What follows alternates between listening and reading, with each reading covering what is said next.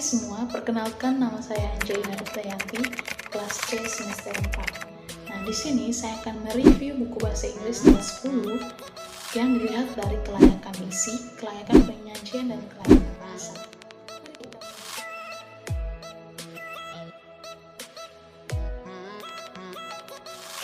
Yang pertama adalah kelayakan isi. Kelayakan isi di sini mencakup beberapa subkomponen yang terdalamnya terdiri dari beberapa poin penilaian. Yang pertama, kesesuaian uraian materi dengan standar kelulusan dan kompetensi dasar. Di sini ada beberapa poin berupa kelengkapan materi, keluasan dan kedalaman materi. Semuanya sudah dijelaskan dengan cukup baik dari penggunaan grammar, contoh teks, game, dan daftar kosakata, pronunciation, dan latihan soal. Semuanya sudah dijelaskan dengan baik. Ada juga pengenalan etika profesi dan karakter bangsa yang dikaitkan dalam contoh tugas dan penjelasan yang diberikan. Cakupan jenis soal latihan, tingkat kesulitannya terlihat pada skill di setiap bab. Jadi setiap skill sudah diberikan contoh soal dari tingkatan mudah hingga level susah. Nah, subkomponen kedua mengenai keakuratan materi. Di sini poin yang dinilai berupa keakuratan konsep dan materi sudah sesuai dan saling berkaitan. Namun, definisi atau pengertian singkat di setiap bab tentunya jarang dibahas, sehingga siswa harus menganalisis teks dan pertanyaan yang diberikan. Adapun kesesuaian contoh soal dan latihan, dari poin ini dilihat contoh soal dan latihannya sudah sesuai, sehingga memudahkan siswa mengerjakan tugas. Nah, kesesuaian gambar dan ilustri pun sudah tepat, serta keakuratan gambar sendiri sudah tepat juga, di mana setiap gambar disertakan sumber gambarnya dan letaknya berada di bawah posisi gambar. Penggunaan istilah perlu diperhatikan karena ada beberapa kata yang penulisannya salah sehingga perlu diperhatikan. Dan yang terakhir, mengenai daftar pustaka sudah sesuai dengan materi yang dijelaskan dan keakuratannya sudah tepat. Subkomponen yang ketiga adalah kemutahiran materi. Dalam subkomponen ini, poin penilaian berupa kesesuaian materi dengan perkembangan konsep yang berlaku. Dalam buku ini, materi dan konsep sudah sesuai dengan aturan perundang-undangan sehingga ada hak cipta yang dilindungi undang-undang dan dibuat di bawah koordinasi Kementerian Pendidikan dan Kebudayaan. Di sini juga contoh soal dan kasus dalam buku ini kebanyakan tentang materi basic dalam bahasa Inggris dan tidak memiliki kasus aktual di Indonesia. Nah, kemutahiran pustaka juga perlu diperbarui agar sesuai dengan perkembangan ilmu pengetahuan dan juga membuat siswa lebih memiliki pengetahuan yang lebih maju lagi. Nah, subkomponen berikutnya adalah mendorong keingintahuan. Jadi poin ini sudah diterapkan dalam buku di mana ada banyak penjelasan dan contoh soal atau studi kasus yang membuat wawasan siswa luas. Namun perlu diperhatikan, dampak pengertiannya harus sesuai dengan mutu dan kualitas siswa.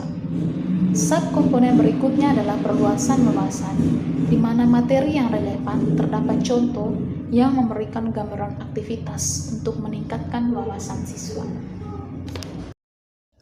Yang kedua, dilihat dari kelayakan penyajian. Nah, dalam kelayakan penyajian ini ada beberapa subkomponen yang termuat dalam kelayakan penyajian. Yang pertama adalah teknik penyajian tersendiri. Ada beberapa poin yang dinilai. Yang pertama, konsistensi sistematika sajian dalam bab. Di sini sistematikanya baik, dimulai dengan pendahuluan berupa warner dan juga isi penjelasan materi dan penutup berupa refleksi. Dan yang kedua adalah keruntutan materi. Di sini materi dimulai dengan penjelasan yang mudah berupa definisi, lalu diberikan tingkatan susah berupa grammar review dan latihan soal yang rumit.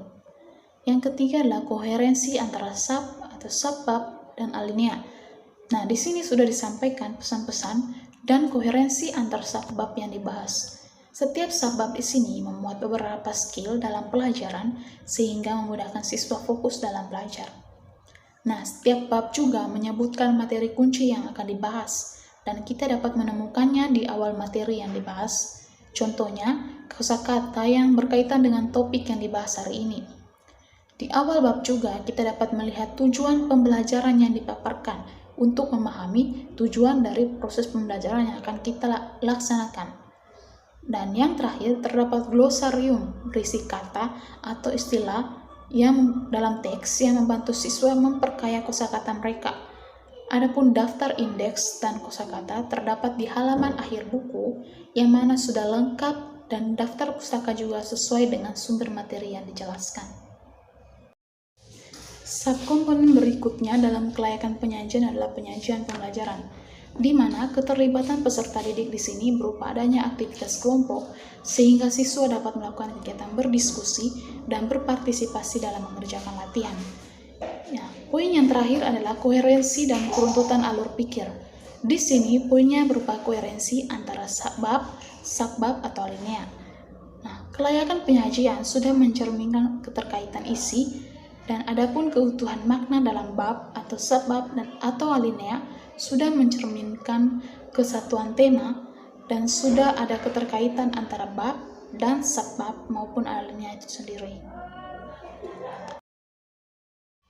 Penilaian yang terakhir yaitu kelayakan bahasa. Nah, dalam kelayakan bahasa ini memuat dua subkomponen. Yang pertama tentang kesesuaian dengan tingkat perkembangan peserta didik.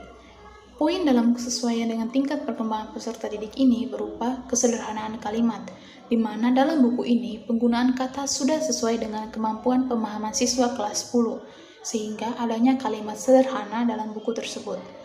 Hal ini bertujuan untuk memudahkan siswa memahami dan mengerjakan tugas yang diberikan. Nah, poin yang kedua adalah ketepatan tata bahasa, ejaan, dan kosakata. Dalam poin ini, ketetapan kosakata dan tata bahasa belum tepat karena masih ada kesalahan penulisan kata dan tata bahasa sehingga membuat siswa bingung dengan arti dari kata tersebut. Harapannya dapat diperbarui lagi dan mengutamakan tata bahasa yang baik dan benar. Nah, poin yang ketiga yaitu konsistensi penggunaan istilah. Dalam buku ini sudah diterapkan penggunaan istilah yang konsisten sehingga baik untuk dipelajari oleh siswa. Jadi, sekian hasil dari review saya mengenai buku Bahasa Inggris semester 10 yang dinilai dari kelayakan isi, kelayakan penyajian, dan kelayakan bahasa. Sekian dan terima kasih.